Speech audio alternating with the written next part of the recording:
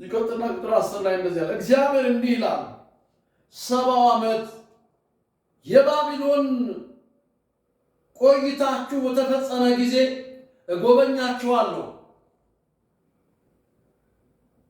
እሰው ሀገር 70 ዓመት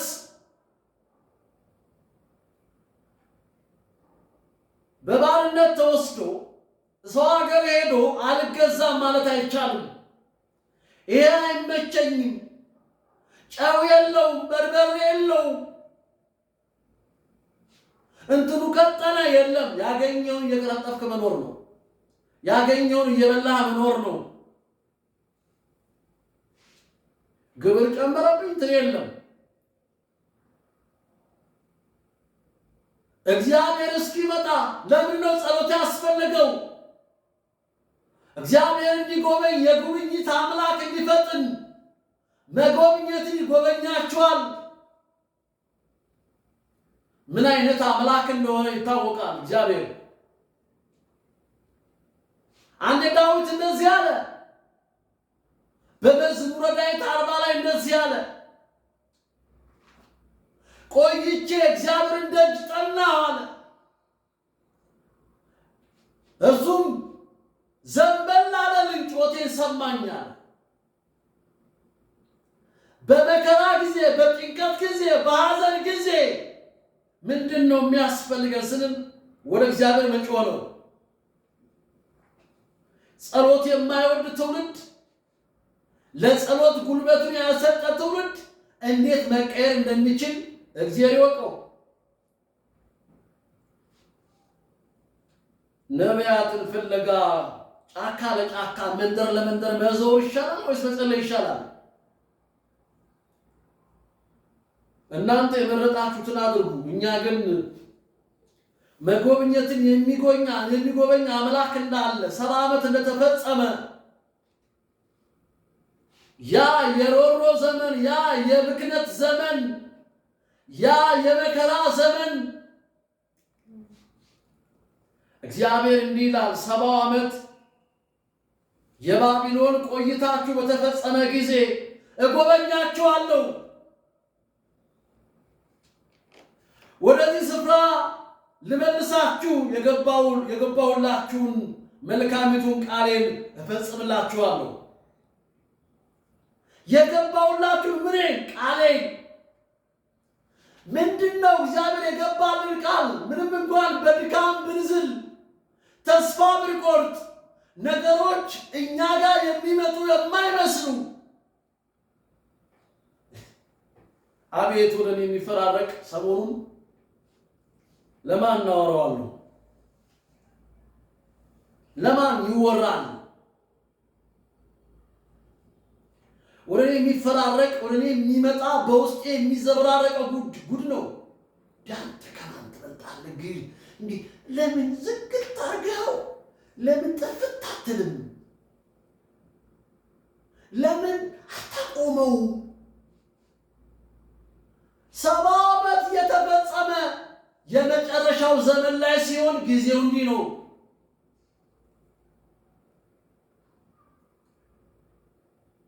መልካሚቱን ቃሌን እኔ አውቃለሁ አለ። ማነው? መልካሚቱን ቃሌን እፈጽምላችኋለሁ። ከዛ ቀጠልና ለእናንተ ያለኝን ዕቅድ እኔ አውቃለሁ አለ።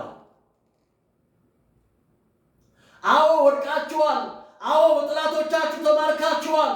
አዎ በሰው መንደር ነው፣ በሰው ሀገር ነው ያላችሁት። ቃሌን ግን አላጥፍም አለ።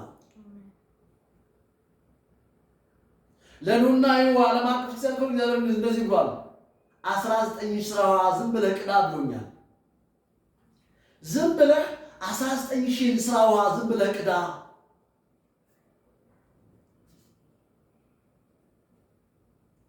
ዝም ብለህ ቅዳ። ዝም ብለህ ቅዳ ከተባለ በቃ ዝም ብሎ መቅዳት ነው። ዝም ብሎ መመስከር ነው። ዝም ብሎ መጸለይ ነው። ዝም ብሎ ማምለክ ነው። በተቀመጥንበት በተተከልንበት በዛ ቆይታችን ቆይቼ እግዚአብሔር እንደጠናው ሲል እዛ ቦታ ሆኖ እግዚአብሔር ዘንበል አለልኝ አለ። ጩኸቴንም ሰማኛልና ከረግረግ ከጭቃ አወጣኛል፣ ከጉድጓድ አወጣኛል። እግሮቼን ባለት ላይ አቆመልኛል፣ አጸናኛል። የጸሎት ሕይወት ከሌለን መፍረክረክ ነው፣ መሮጥ ነው። ጸበል ወደ ፈለቀበት መሮጥ ነው። እግዚአብሔር እየመጣ ነው ያለው።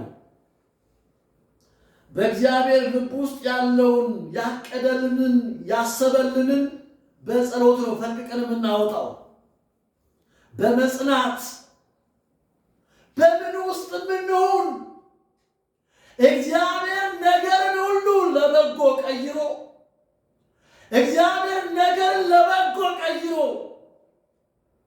የምንከብርበት ከፍ ከፍ የምንልበት 70 ዓመት ተፈጽሟል። እግዚአብሔር የገባውን የተስፋ ቃል ሊፈጽም እግዚአብሔር እመጣለሁ፣ ወደ ስፍራችሁ መልሳችኋለሁ፣ ወደ ከፍታችሁ አወጣችኋለሁ፣ ወደ ብልጽግና አወጣችኋለሁ፣ እንዳለቀሳችሁ አትቀሩም።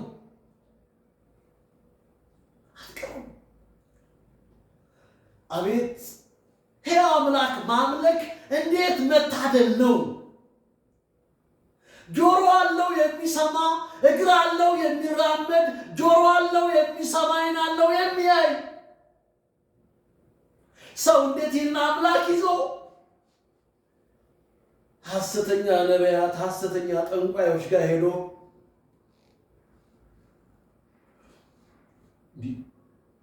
የያዛችሁትን አስጥለው በማጉረምረም ጠቅጥቀው ሞልቶ ይልኳችኋል። እናንተ ውስጥ ቀድሞ እኮ እግዚአብሔር የጭቅጭቅ ውስጣችሁ ያስቀምጥ ተስፋ አለ። ውስጣችሁ የሰጣችሁ ነገር አለ፣ መርህ አለ። ያስጥሏችኋል። ዝም ብዬ ነው ያለው። ዝም ብዬ እጠብቃለሁ አለ። አፌን በአፈር ውስጥ አኖራለሁ አለ። በመከራ ጊዜ ጉንጭን ለሚመታ ስጥ ነው የሚለው። ስድብ ተሳዳቢዎች ሲሰድቡን ዝም ነው። ምን እንላለን? ግን እግዚአብሔር እንደዚህ አለ። እግዚአብሔር እንደዚህ አለ፣ ለእናንተ የማስባትን ሐሳብ ያውቃለሁ አለ። ይሄኛው ትርጉም ደግሞ ለእናንተ ያለኝን ዕቅድ እኔ ያውቃለሁ አለ። እግዚአብሔር እኮ ነው ያለው። ሰማይና ምድርን የፈጠረ እግዚአብሔር ነው ያለው። ይሄንን የፍጥረታት ሁሉ አምላክ ለእናንተ ያለኝን ዕቅድ እኔ ያውቃለሁ አለ። እኔ ያውቃለሁ አለ። እኔ አቅላችኋለሁ፣ እኔ ያውቃለሁ ይላል እግዚአብሔር። ዕቅዱን ፍጻሜ ያማረ ተስፋ የሚሰጥ እናንተን የሚጠቅም እንጂ የሚጎዳ አይደለም። የእግዚአብሔር ዕቅድ፣ የእግዚአብሔር የልቡ አጀንዳ ለሕዝቡ፣ ለራሱ ልጆች፣ ለሚከተሉት ሰይጣንን ስራውን ዓለምን ክደው ኢየሱስ ኢየሱስ ለሚሉት እግዚአብሔር የልቡ አጀንዳ አለው፣ የልቡ ዕቅድ አለው፣ ፍጻሜ ያለው፣ ተስፋ ያለው፣ ያማረ የሚጎዳ አይደለም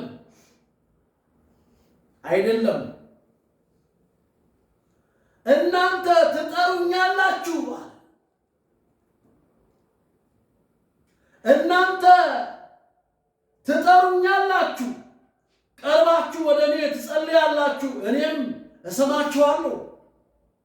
ቅድም የተናገርኩት ቃል ቆይቼ እግዚአብሔር ደጅ ጠናሁ፣ እርሱም ዘንበል አለልኝ፣ ጩኸቴንም ሰማኝ። ከረግረግ ከጭቃ ከጉድጓድ አወጣኝ፣ እግሮቼንም አጸናልኛል። እግዚአብሔር የሚያወጣ አምላክ ነው። እግዚአብሔር የሚያወጣ፣ እግዚአብሔር የሚያበለጽግ፣ እግዚአብሔር የሚፈውስ፣ እግዚአብሔር ጥያቄን የሚመልስ፣ ቋጠሮን የሚመልስ አምላክ ነው። እኔ ተስፋ አልቆርጥበትም። አይቼዋለሁ ትናንትና። እንዳላየሁኝ ለማንም እጄን አልሰጥም። እኔ እጄን የምሰጠው ለእግዚአብሔር ብቻ ነው። ለእግዚአብሔር ብቻ ነው። ምን ላድርግ? አካሄዴ ነው። ለማንም ሸብረክ አልልም። እኔ ሸብረክ ብሎ ለእግዚአብሔር ብቻ ነው። እንትን ጎደለብኝ፣ እንትን ጠፋብኝ፣ እንትን ወድኩኝ፣ ልብስ አጣው፣ ጫማ አጣው፣ እግር አጣው ብዬ ለእግዚአብሔር ነው ማለቅሰው። እነግረዋለሁ፣ አሳስበዋለሁ ለአምላኬ።